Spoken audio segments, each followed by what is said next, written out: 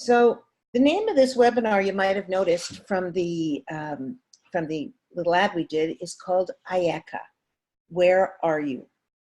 And I think that before we begin, I need to explain what the, pardon my pun, genesis of that statement is and what it refers to. Because like with everything with Jewish wisdom, there is a place where you look for meaning, and that is the first place it's mentioned in the Torah. The first human beings, as we talked about in Israel, were created. They were created, and if you recall, they were created male and female, meaning that the first human being was an androgynous, hermaphroditic person that was capable of full independence, that was both male and female, both emotionally, spiritually, physically, in all ways. And God saw that it wasn't good for man to be alone. And you would think, what could be better than being completely self-sufficient? But one of the first things that we learn as human beings, because the Torah is our guidebook, our manual to what it is to be a human being and what our potential is that often we have the delusion of independence. The only independent entity in the entire world is God. The rest of us are completely interdependent. Now, I'm not saying codependent, or I'm not saying needy, but I am saying that we are inter and intra-dependent. What does this mean? It means that the human being gets their greatest pleasure and joy, not in loneliness, but in connection. We are creatures of connection.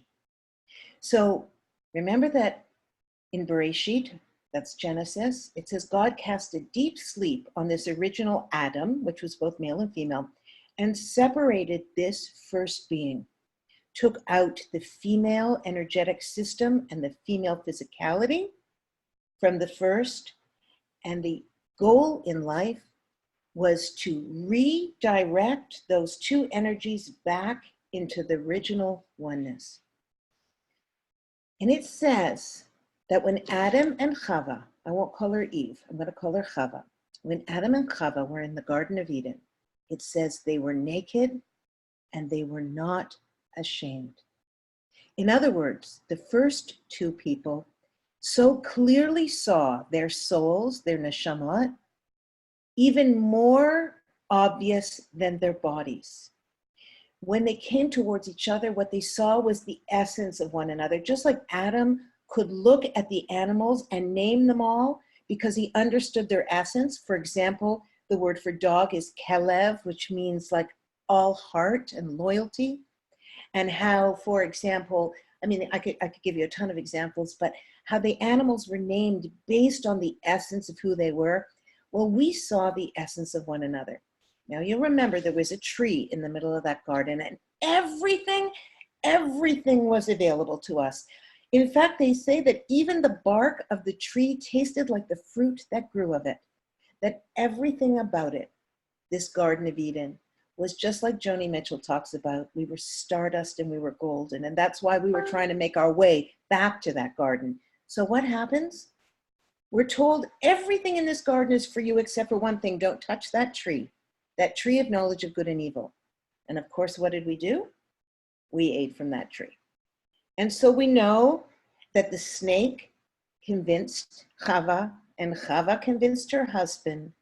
And it says in the beginning of our Torah that after they ate from the tree, they saw that they were naked, and so they hid.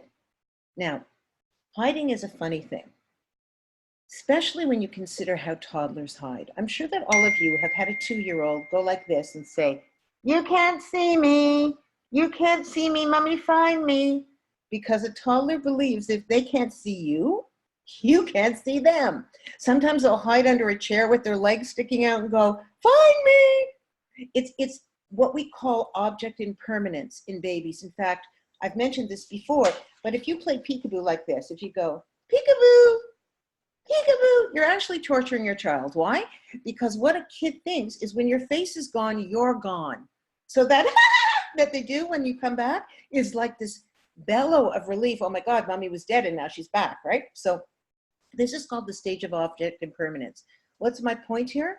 My point is that Adam and Chava ate from that tree and they saw they were naked and they hid, which is ludicrous. Why? Because God created them and God could see everything. And even before they ate, they knew that. What were they hiding from? And God says to them, the Midrash, which is a story that describes this, says really clearly, God said the first, the shortest, and one of the few questions that he ever asks in the Torah. He said, Ayeka, where are you? Now, why would he need to ask where they are if he can see everything? Well, it's the same reason that we sometimes play that game with our children. You know, you put them on your shoulders and you walk around and you go, where's Tyler? I can't see him. And they're giggling like crazy from above your neck, right? Or they're hiding under a chair, or they're just sitting and you pretend you can't see them and you walk around, where's my little girl? I can't find her anywhere. And she's giggling. Why did God say, Ayeka, where are you? Because what he was dealing with were two spoiled, toddler mentality children who had done something wrong and pretended they saw the consequence, because God says to them, who told you you were naked? Did you eat from that tree that I told you not to eat from? But the first question was, Ayeka, where are you? God didn't need to ask them. He knew where they were. But Ayeka is the question that we need to ask ourselves, especially as we enter into the month of Elul, which precedes Rosh Hashanah, which is the head of the year, what we call the new year, which commemorates the birth and inception of Adam and Chava, the first two people who had free will, consciousness, the ability to choose to go beyond their natures. And that is what separates the human being from an animal. An animal can be trained to do many tricks, but you can never train an animal out of its nature. I think I told you when we were there, that wonderful example about the man who had, the king went to court jesters, and the court jesters taught tricks to do for the king. And one jester taught his cat to hold a silver tray with creamer and sugar and coffee and all of that to serve tea to the king. And the other jester was deeply jealous because he knew he didn't have anything as impressive to give over. But he waited until the day that his competitor jester put his cat on his hind legs and put the tea surface on it. And as he opened the curtain so the cat could do this thing, the other jester, reaches into his pocket, pulls out a mouse, drops it on the ground. And what does the cat do? The cat drops the tray and the trick is foiled. Because a cat is not capable of saying to itself, you know, I worked for a year on that trick and my boss will be so disappointed if I don't do it properly. And besides, the king is waiting for this and there's plenty of mice in the kingdom I can chase afterwards, probably fatter, juicier ones anyway. So why don't I just finish it off and then go catch other mice later? A cat cannot do it. It is in a cat's nature to chase a mouse and it is not able to be trained out of it. But you and me and all of us don't have to drop the tray when we get angry, when we want to scream, when we want to piss up the room with our mood, when we want to make everybody else miserable because we're miserable. We are capable with our free will of choosing grace and greatness over reactivity. In fact, the famous Viktor Frankl said that between stimulus and response, there's a space. And in that space is the capacity to elongate your response. And in that chosen response is your growth and your freedom. What does that mean?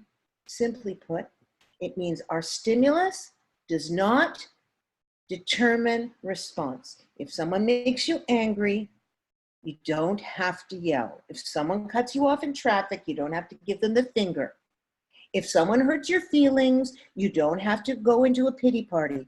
We have choices. That's what makes us different. So here were Adam and Chava, hiding in the bushes like spiritual toddlers with object impermanence. And God says, where are you? And he didn't ask them for them. for him because he knew. He asked them the way we say, "Where's Judy? I can't see her," so that the person can respond. God knew that Adam and Chava needed to take responsibility for their transgression. And he asked them, "Where are you?" so that they could do that. Well, if you know the story, you'll know that Adam said, "That woman you sent me, she gave me that fruit from that tree to eat." And she, of course, blames the snake and says, "Oh, that snake you sent, he's the one who provoked me into doing it." So the response to the first question of Ayeka was to blame someone else. But the reason that that question, "Where are you?" had to be asked, my friends, is because the minute we feel exposed, the minute we feel naked and vulnerable, the human conditioned response is to hide. We run for the bushes. You can't see me. And this, as Einstein says, is an optical delusion of the consciousness, where we believe that somehow, because we can't see something, it doesn't exist. The same is true with white light that comes pouring in through your windows.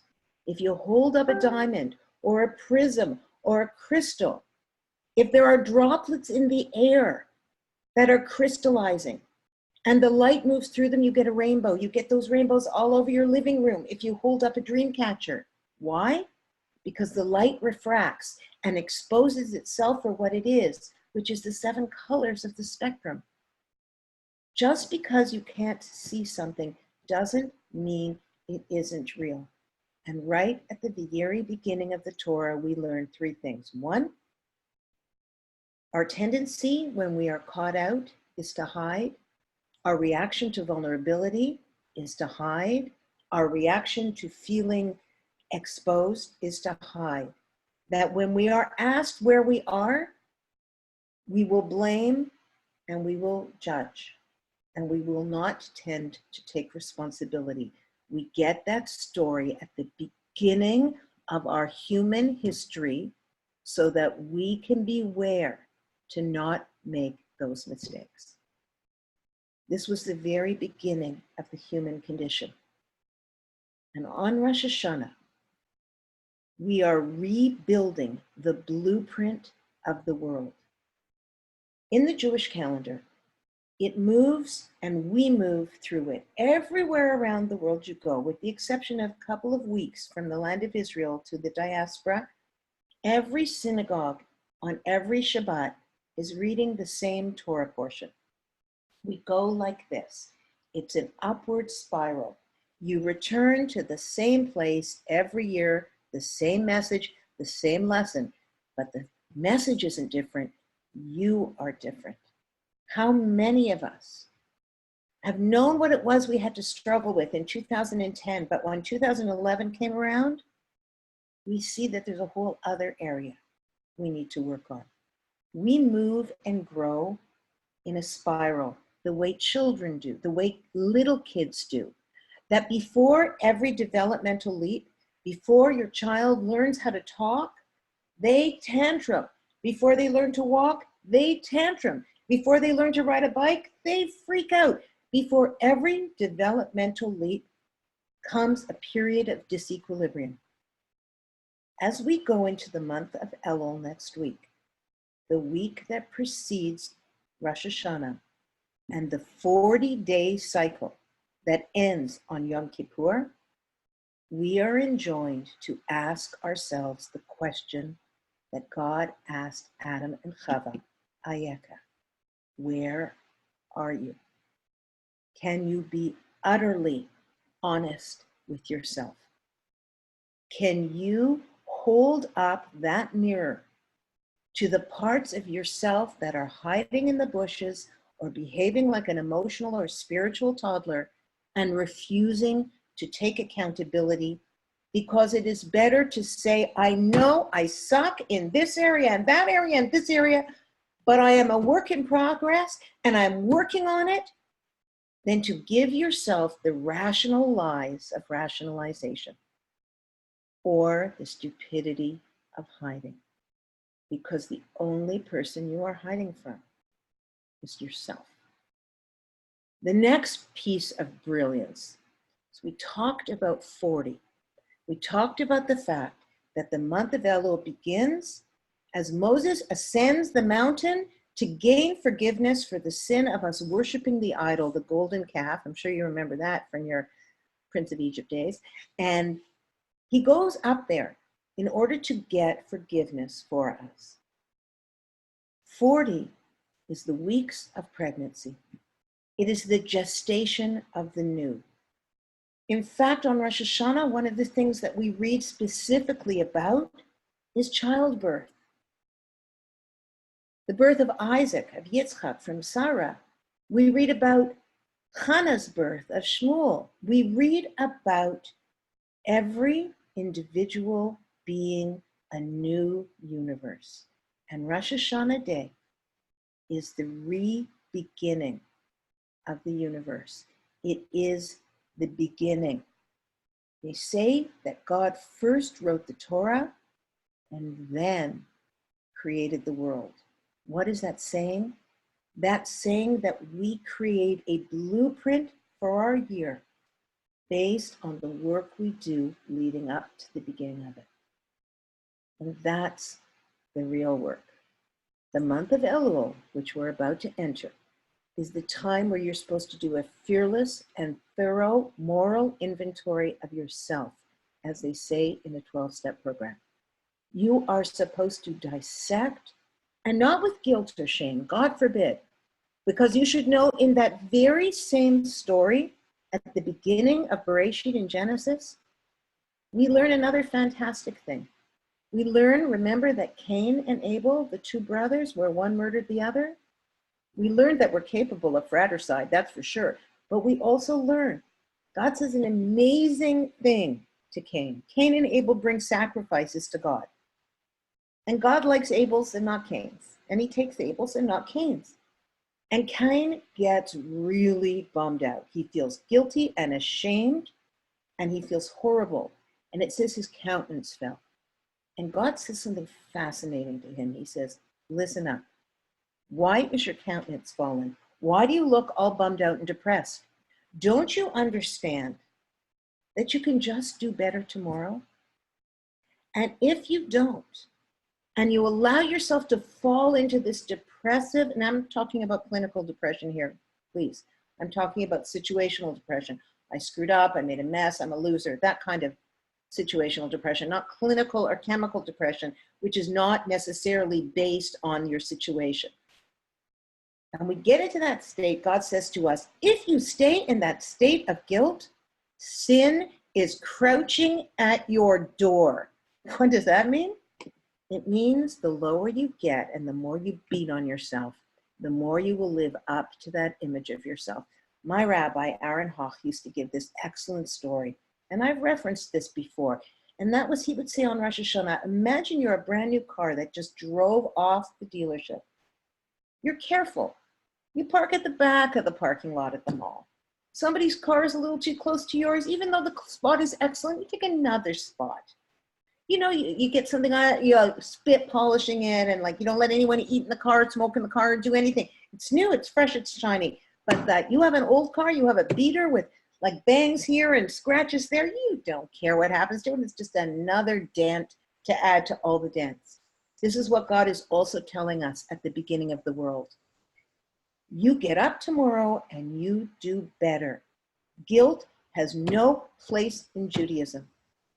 There are times where a little bit of shame is good, where you feel embarrassed that you behave beneath yourself. But guilt is a zero productive gain. There is nothing in it. You just end up feeling lousy about yourself, and you end up living up to the fact that you're an old beat up car, and so what if you screw up and hit it again?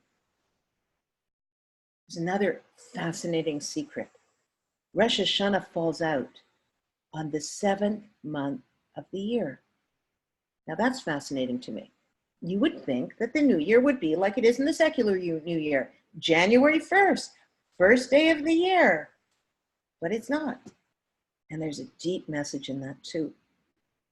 By the time we get 3/4 through our lives, or in the case of those of us who raise children, our kids are older, we feel like everything is set. Nothing can change. I mean, I turned 61 yesterday. I should be saying to myself, I'm set in my ways. This is who I am.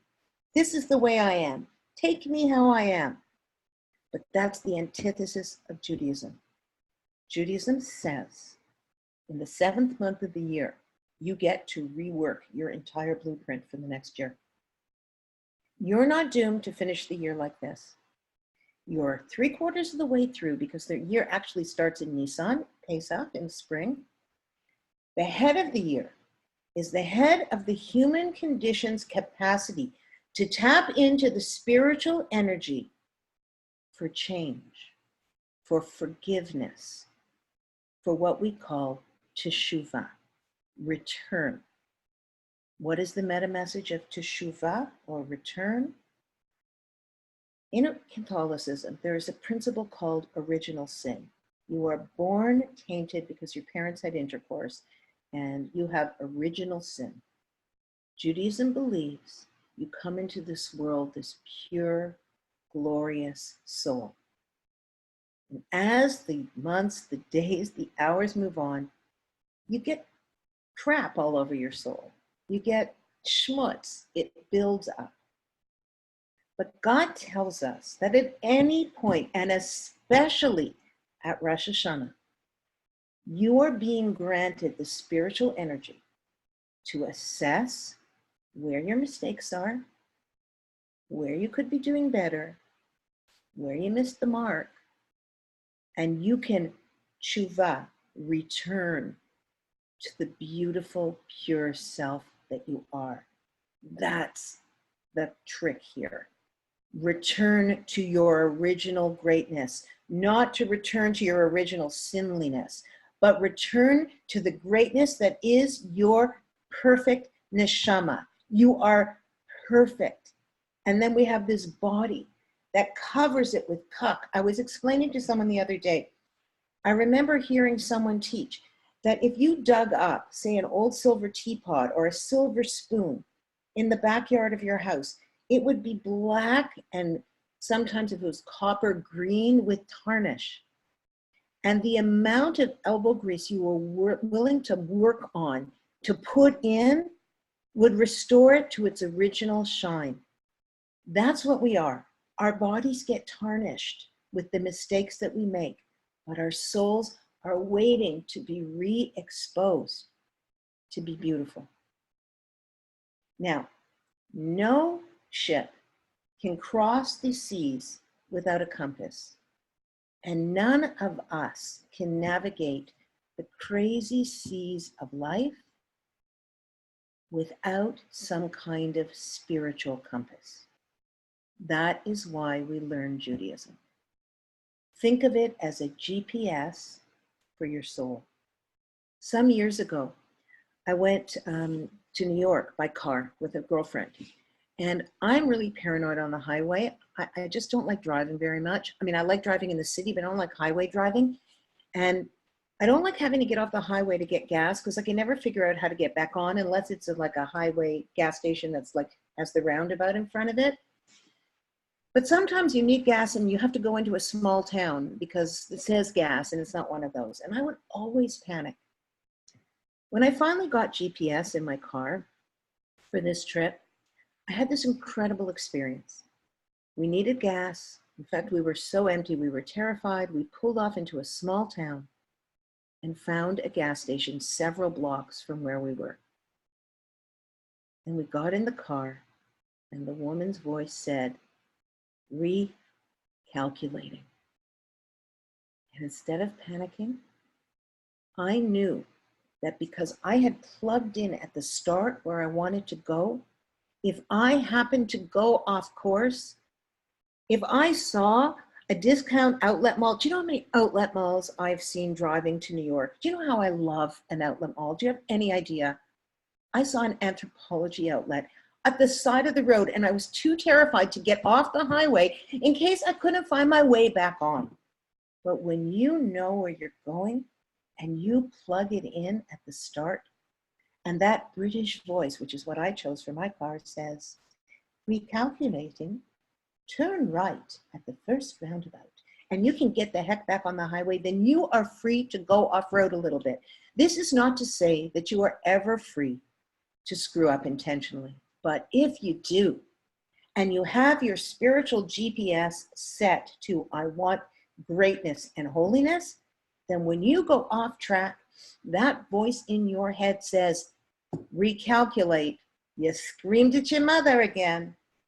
You yelled at your kids. You acted out at work. You ate gluttonously when you promised you wouldn't. And instead of saying to yourself, what the hell, I may as well eat the whole cake, or, I'm a banged up old car anyway, or, I never liked that person anyway, so I'm going to set a series of rationalizations for why I was rude to them instead of apologizing. You just recalculate and apologize. And God gives us an extraordinary time of year to get ready for that. And that is the month of Elul.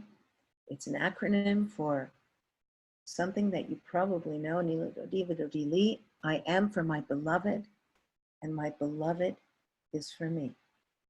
It's a relationship between a husband and wife under the chuppah, but more specifically between the Jewish people and our Creator, the Jewish people and the higher power that runs this world. And we need to get back to it. When you were in Israel and you were on the trip, there were moments of grace where you felt your HP moments where you felt there's more than just the body. There's not just the white light coming in the window. I know there's a rainbow buried in that light. But then we get back to our lives, and of course, we end up going back to our default positions. But you have the capacity, if you do the work in the month of Elul, to do that fearless and thorough and searching inventory of yourself. And don't pick too much to work on. Choose one or two things so you don't set yourself up for failure. Pick a couple of things that you want to work on. God is waiting for us. So when God, the Midrash tells us that God said, Ayeka, where are you? He was actually speaking to the Adam and Chava inside all of us. Where are you? Here are the categories that I think best to begin asking yourselves those questions. And I wrote some notes here, and I want to read them to you because I feel like this can truly give you some thoughts. The first, in the month of Elul, can you ask yourself to try and feel God's presence in your life? Look for your HP moments, aggressively and actively. Can you search for them the way you did when you were in Israel when you first heard about them? Do you know, what does Neely Cousins say? God loves you so much that if he had your picture, it would be on his refrigerator. I love that line. And of course, it's an anthropomorphization because God doesn't have a fridge and he doesn't have a picture, he doesn't have a fridge magnet, okay, and he's not a he. So this is what we call anthropomorphization, where you use the terms of humanity to describe something that cannot be truly understood. You know, can we think about our aspirations for greatness? The best place to start is with your strengths. What comes naturally to you? What are you good at? How can you take that strength and transport it into serving the world? What can you do? The other thing I wanted to mention, to put things into perspective, is that it was the beginning of Moses trying to get forgiveness for us, which means that right at the very beginning, all of us probably would have eaten from that tree. We are all destined to be kicked out of the Garden of Eden and spend our lives coming back to it. So here are my questions. What kind of a friend or a parent do you want to be? Write it down if you have a pen. This is something that you can think about. These are your visualizations for the month of Elul. What kind of a friend or a parent do you want to be? Ask yourself that. And ask yourself around that, how would you behave in public around those things? And how would you run your private affairs? One day, I have to say, I know Judy Victor's on this line, so I'm going to reference her. I think I mentioned at the beginning, before we started taping, that when I got home from Israel, the sewer backed up in our basement. And you can just imagine what it smelled like. And the city was here and they had to rip out our foundations and dig down 10 feet and fix all these pipes. And we were in the middle of a kitchen renovation. My house was like, oh my gosh. But Judy Victor came to visit me, even though my house was in a state of bedlam. And I had a witness. So I had to behave at my best. And do you know what? That is a really big key to achieving greatness. Not just imagine, but know there is always eyes that are watching and ears that can hear. Once I remember taking my 2.5-year-old, who was a very difficult little boy, one of them, out to, we have a store here called Winners. I think it's called TJ Maxx in the States. I'm in Winners, and at the time I'm on television every day. And my son is like freaking out and acting out. And he's doing this thing that he's been doing that year, biting me and kicking. Not just me, his schoolmates, everyone. Now, I know now in retrospect, this is very developmentally normal. And I was doing really well with it, but I couldn't take it. And I didn't see anybody. And I went, how does this feel? And I kicked him back. Okay. I know, don't call Children's Aid. It was like 22 years ago, but I just lost it. And a woman came up to me in the store and she said, you should be ashamed of yourself. You, a public figure, behaving like that in public with your child. And I said, I just tapped my foot against his shin. I didn't even kick him hard. I was so out of control. I couldn't even take the dressing down. There's something about being in public. The face that we show to the world, like Eleanor Rigby, the one at the jar by the door, that's so much shinier and better than the one inside of our house. But you know what? The best you should be in your house. In fact, people say to me all the time, well, you know, can't I just be myself at home? And I say, yes, your best self at home. So this is something to consider. What habits would you like to break? What habits are they? Think about the things that you would like to break. So let me just review. What kind of a friend or a parent do you want to be? And how would you act in public around that? And how would you run your private affairs if this is the kind of friend or parent you want to be? And what habits do you think you'd like to break? And then, how do you wish to speak? How do you wish to use your words? Now, this is a broad list of self-analysis. Not all of it will speak to you, and you may not be able to handle all of it. If you pick one, you could pick three. You can make them all interrelate, but how do you want to speak? What do you want to do with this gift? Where are you, Ayeka, around how you talk? Are you gossiping all the time? Is it a Lashon Hara fest wherever you go? Are you unable to stop swearing? Do you have a potty mouth? Speaking about myself now. Where do you need to work on your speech? Then next, what do you want to devote your time and your energy towards?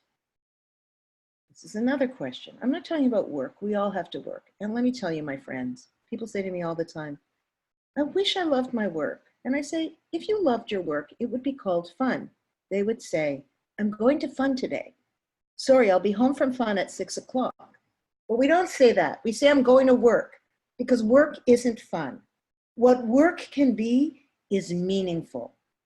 So I would suggest, if you have a job outside of raising a family, which is a huge job, if you have a job outside of that, how can you infuse meaning into a situation that is not fun? And if anyone wants some ideas about how to do that, I'm going to be putting out a podcast about that in the next little while. You should know that in the next month or so, I'll have about 6 more podcasts coming out on that on our Fabulous Momentum site. And last but not least, what would you like to understand? What is it that you don't understand?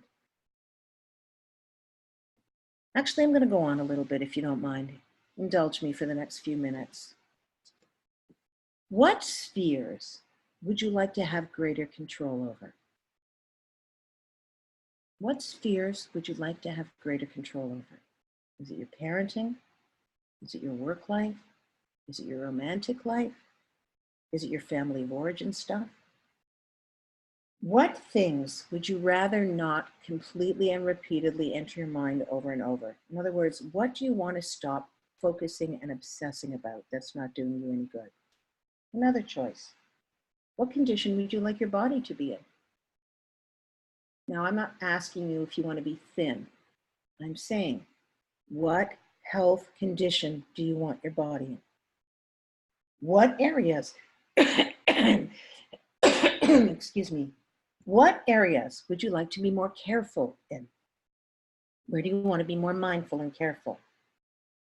And lastly, where do you want to be more carefree? Where do you want to let go?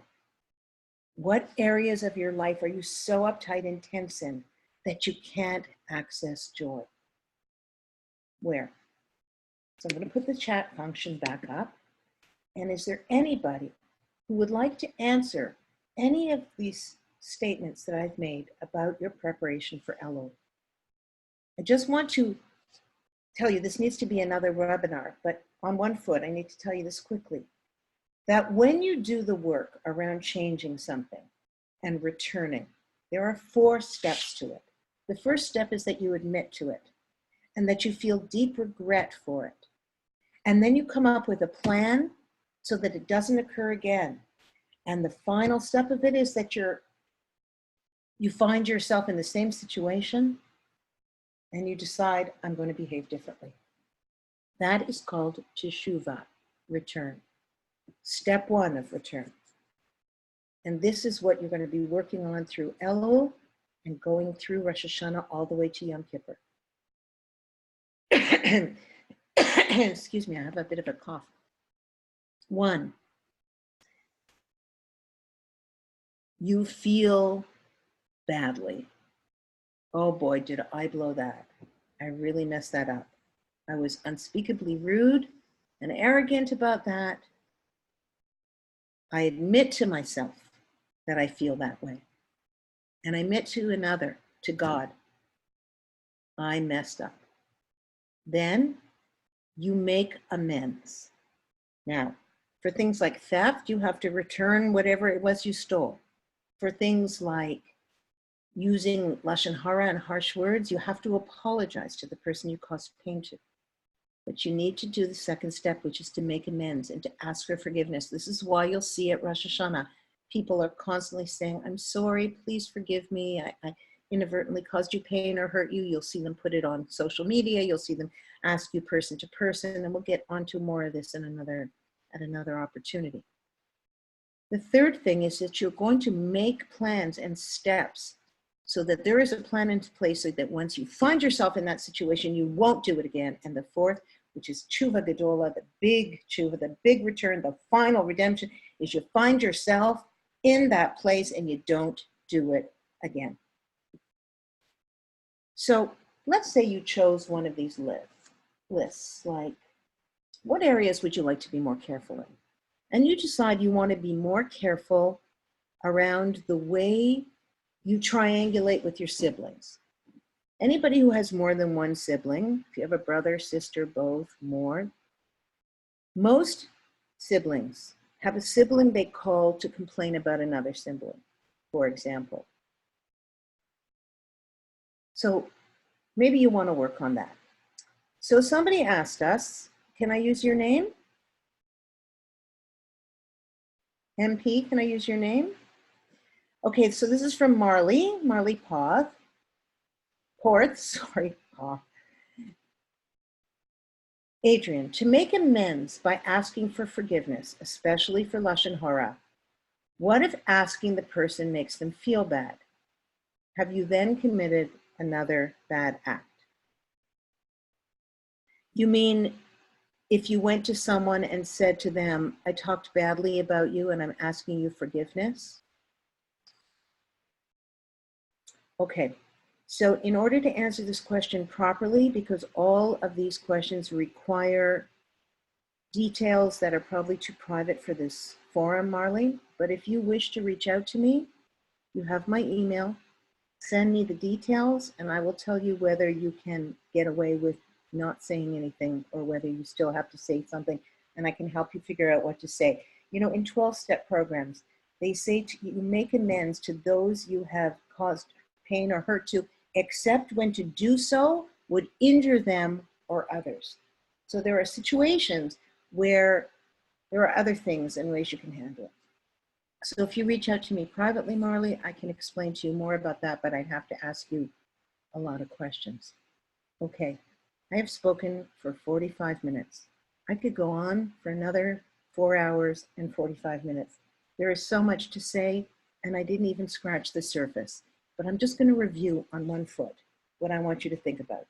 The first human being was born both male and female. They were separated so that they would not have the delusion of independence, but rather would enjoy the pleasure and the humanity of taking two separate issues and making them into one, to becoming interdependent, to recognizing that we all need from one another, to love that way. These people were naked. Their souls were more prevalent than their bodies. They barely saw what they looked like. It wasn't like Adam was coming up and Eve was saying to herself, man, look at that six-pack. Boy, he must have been lifting a lot of goats this morning. No, she saw his soul, the essence of him. And he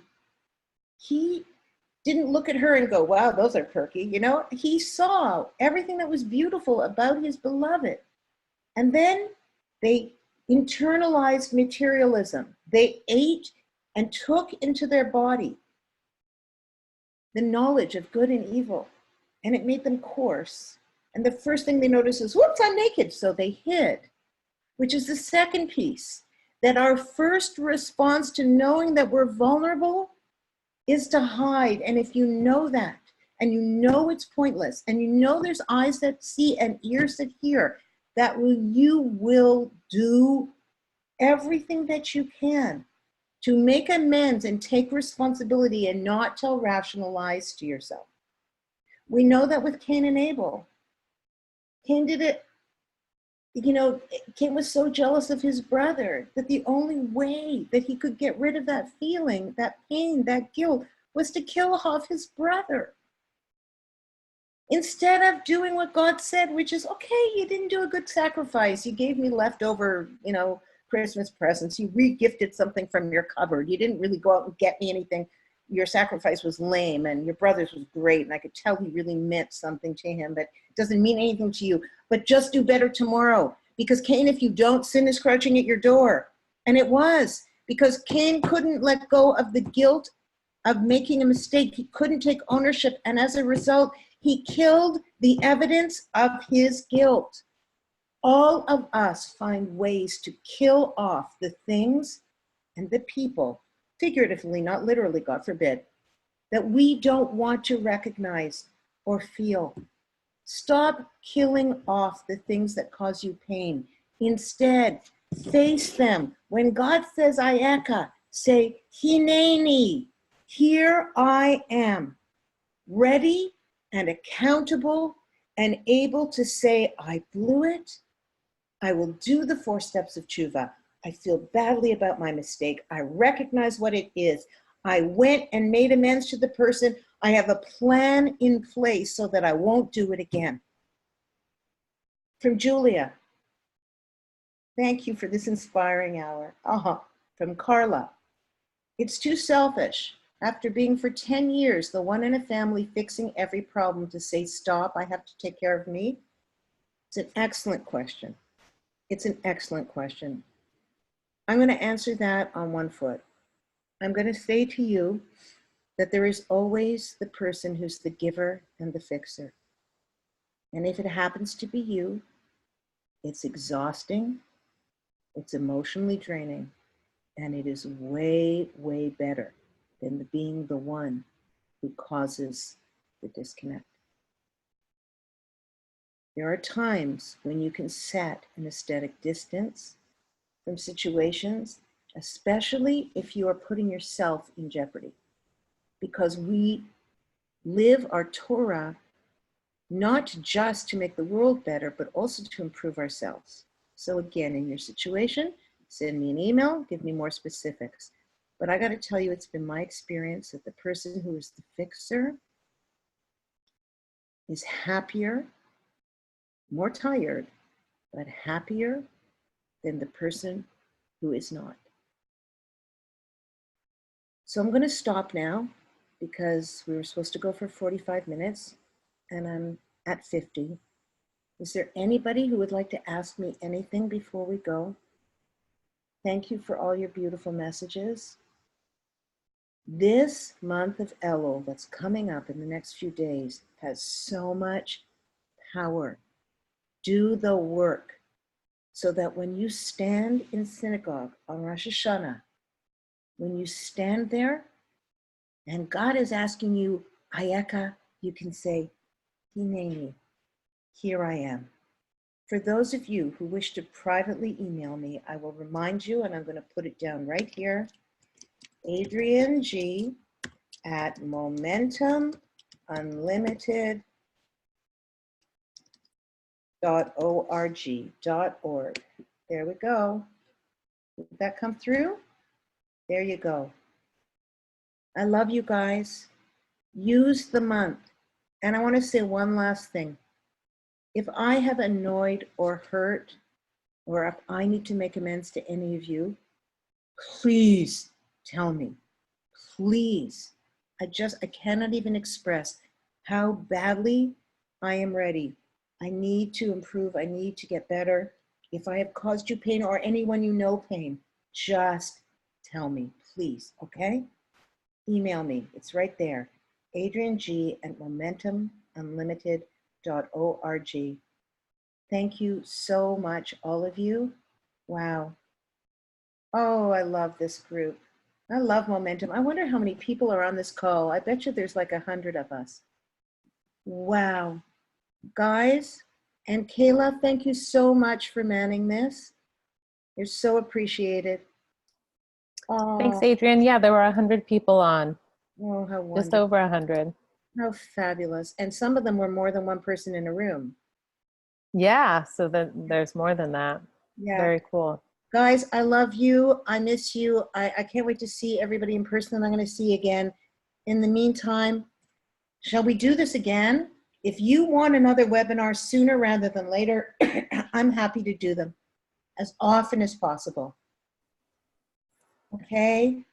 Then there's lots of yeses. Take a sip of my, yes.